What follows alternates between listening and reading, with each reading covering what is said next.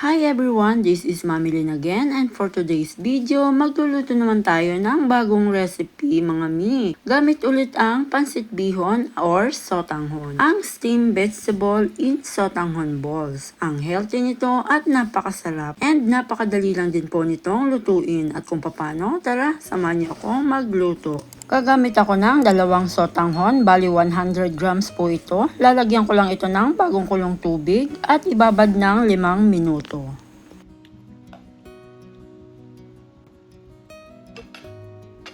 At habang naghihintay, naghiwa na ako ng ating mga sangkap. Gumamit din ako dito ng 3 piraso ng sausage at hiniwa ko lang din ito ng maliliit, kamukha nito.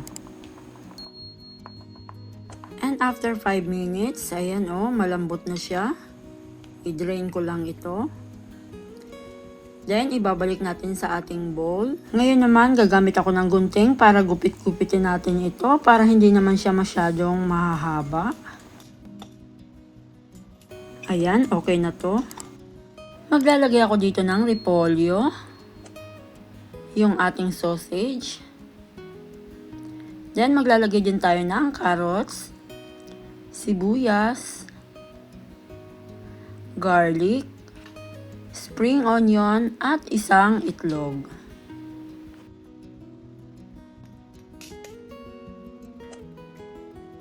Then, lalagyan ko din ito ng 1 cup ng corn flour. Tapos, timplahan ko lang ito ng asin, liquid seasoning, ayan, pamintang durog, konting MSG. Then, lalagyan ko din po ito ng chili flakes para may konting anghang.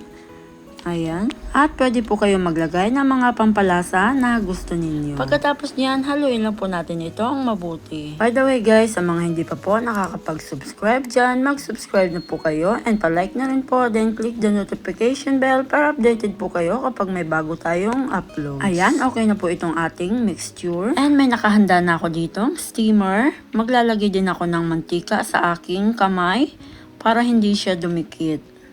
Ayan. Then, naglagay lang ako ng 1 kutsara ng ating mixture at bibilugin ko ito ng ganito. And continue nyo lang po hanggang sa maubos yung ating mixture.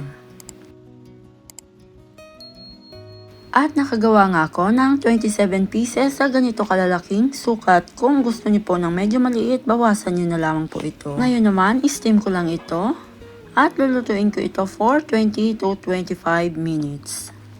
And after 25 minutes, ito luto na siya. Magta-try tayo ng 2 sausawan dahil hindi ko pa alam kung saan siya bagay. Try ko muna itong sweet chili sauce. Ayan, tara tikman na natin. Sausaw natin dyan. Tara, kain tayo.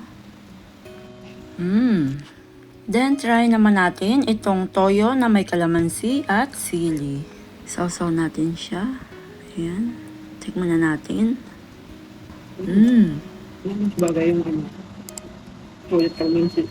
Ang masasabi ko lang, mas bagay siya dito sa toyo mansi with chili sauce na sausawan. Napakasarap. Para siyang yung siomai. Bagay na bagay talaga siya sa toyo mansi with chili. Pero mga mi, kayo pa rin po ang masusunod kung anong dipping sauce ang bet ninyo. Ayan mga mi, itry nyo na ito. Masarap na, mura lang at healthy pa. And napakadali lang po nitong lutuin. And thank you for watching guys. Sana ay nagustuhan at masubukan nyo ang recipe ito. God bless po. Bye-bye!